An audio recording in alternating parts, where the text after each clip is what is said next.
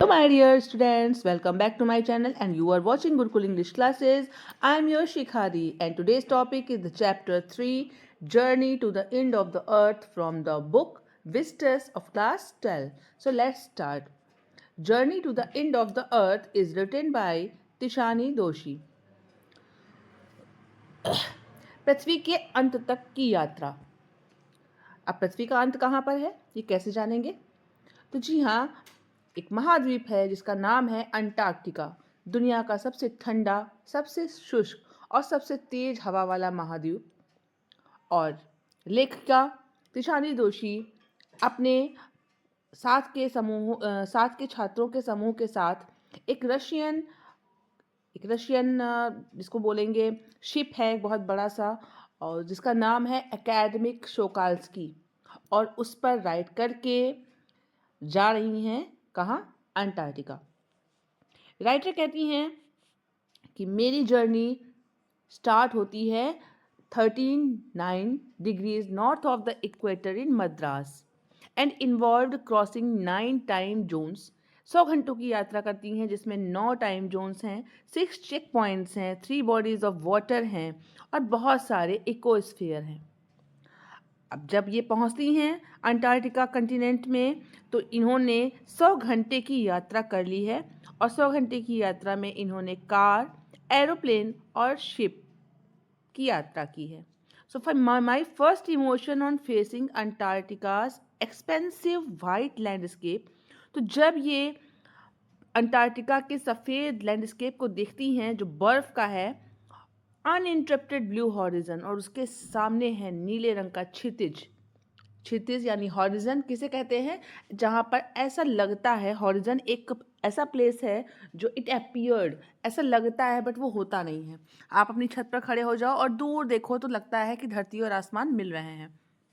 तो ये जो प्लेस जो लगता है ना कि मिल रहे हैं, इसी प्लेस को कहा जाता है हॉरिजन। तो इन्होंने क्या देखा कि वहाँ पर वाइट कलर की बर्फ़ है पूरे पूरे क्षेत्र में, और ऊपर नीला आसमान। तो ऐसा लग रहा है कि आसमान और धरती, बर्फ़ सब मिल गए हैं। Followed up with an immediate and profound wonder, मुझे वहाँ बहुत ही आश्चर्य हुआ। वंडर एज इट्स इमेंसिटी, और आश्चर्य था इसकी विशालता पर, इट्स आइसोलेशन, इसके एकाकीपन पर, but mainly at how there could ever have been a time when India and Antarctica were part of the same landmass. और इस बात पर आश्चर्य होता है कि वो समय कैसा होगा जब भारत और अंटार्कटिका एक ही भूभाग के हिस्से थे। आगे बढ़ती हैं राइटर और बात करती हैं पार्ट ऑफ हिस्ट्री की। ये बताती हैं 650 मिलियन ईयर्स एगो, यानी 600 करोड़ वर्ष पीछे, a giant amalgamated southern super continent Gondwana, उस समय अंटार्कटिका जो था वो गोंडवाना नामक एक विशाल दक्षिणी द्वीप का हिस्सा था। मनुष्यों का वहाँ पर अस्तित्व नहीं था। जलवायु वहाँ की बहुत गर्म थी और वहाँ वनस्पतियों और जीव जंतुओं की विशाल विविधता मौजूद थी। अंततः क्या होता है? वो भूखंड टूटता है और देशों में बढ़ जाता है। उस स्थान पर जहाँ पर पृथ्वी की कुल बर्फ की मात्रा का 90% हिस्सा हो, उस स्थान पर पहुंचकर तिशानी दोषी बहुत ज़्यादा आश्चर्यचकित हैं। For a sun worshipping South Indian like myself, सूर्य की पूजा करने वाली दक्षिण भारतीय जैसे कि मैं खुद हूँ, 2 वीक्स इन अ प्लेस, मैं ऐसे स्थान पर 2 सप्ताह से हूँ जहाँ पर 90% of the earth total ice volumes are stored, जहाँ पूरी पृथ्वी का 90% टोटल आइस मौजूद है।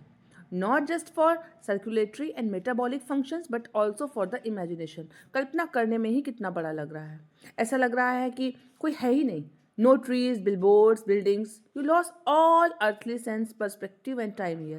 यहाँ पर न तो आपको समय मालूम पड़ेगा और न ही आपको किसी भी प्रकार का कोई बाधा होगी। आप देखिए ना, ये इनका शिप है, ये पेंगुइन है, और ये वहाँ पर गई हैं और आश्चर्य व्यक्त कर रही हैं। दूर दूर जहाँ तक नज़र जा रही है वहाँ पर सिर्फ और सिर्फ बर्फ़ है, और क्या बता रही हैं कि 90%, पूरी पृथ्वी का 90% बर्फ़ यहाँ पर मौजूद है। The visual scale ranges from the microscopic to the mighty mices and mites to blue whales and icebergs as big as countries. The largest recorded was the size of Belgium. यहाँ पर जो अगर आप व्हेल मछली देखो, blue whale यहाँ पर पाई जाती है, साथ ही साथ यहाँ पर आइसबर्ग पाई जाती है। और व्हेल मछली भी कितनी बड़ी है?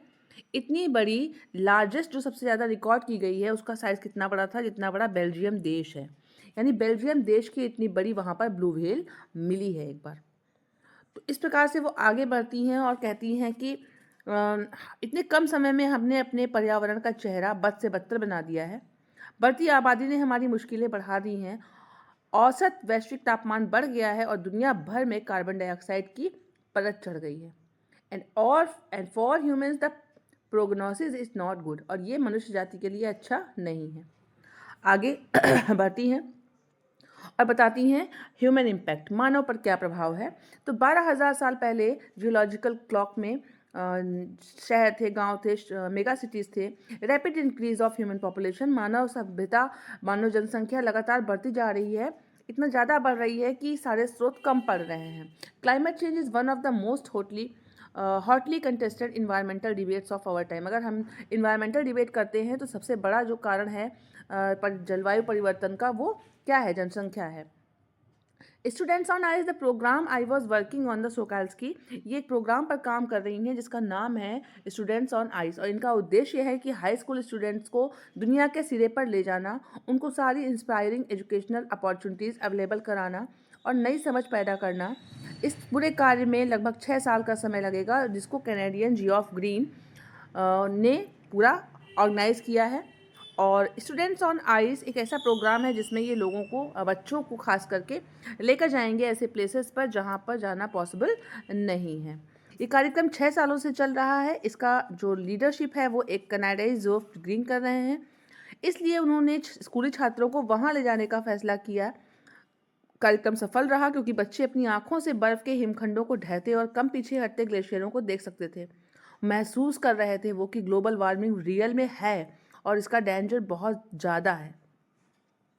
सबसे ज़्यादा बात यह है कि इसमें वॉक ऑन द ओशियन, यानी कि समुद्र पर चलना। आप सोचिए, आपने अगर एक मूवी देखी हो अक्षय कुमार की, जिसमें एक डॉग है और वो बर्फ़ में डूबने लगता है। वो अंटार्कटिक सर्कल में ही लिया गया हुआ है। 180 metre living breathing salt water, नीचे नमक का पानी है, समुद्र है, बट उसके ऊपर बर्फ़ है। मुझे मूवी का नाम नहीं याद आ रहा है, जिसमें एक डॉग है, एंटरटेनमेंट। इस मूवी का नाम है एंटरटेनमेंट, जिसमें एंटरटेनमेंट एक डॉग का नेम होता है और वो डॉग पानी के बर्फ़ के अंदर चला जाता है, वो उसको बचाता है। उसी तरीके का बिल्कुल यहाँ पर देख सकते हैं आप कि 9 time zone, 6 check points, 3 bodies of water and many ecosphere later, I was still wondering about the beauty of balance in play on our planet. How would it be Antarctica were to become the warm place? क्या कभी ऐसा हो सकता है कि Antarctica एक गर्म स्थान बन जाए? Will we be around to see it, or would we have gone the way of the dinosaurs, mammoths and woolly rhinos? कौन कह सकता है? But after spending 2 weeks with a bunch of teenagers, लेकिन हमने 2 सप्ताह बिताए उन टीनेजर्स के साथ में और ये देखा कि ये आइडियलिज्म है टू सेव द वर्ल्ड। और मैं कह सकती हूँ कि that a lot can happen in a million years, but what a difference a day makes. एक दिन में तो नहीं, बट कई करोड़ों सालों में कुछ ना कुछ अंतर तो अवश्य आएगा। तो ये थी story journey to the end of the earth की। कैसी लगी आपको कमेंट सेक्शन में ज़रूर बताइएगा। अपने फ्रेंड्स के साथ शेयर करना बिल्कुल नहीं भूलिएगा और मेरा चैनल सब्सक्राइब कर लीजिएगा। मिलते हैं नेक्स्ट वीडियो में, तब तक के लिए tata bye bye and thank you for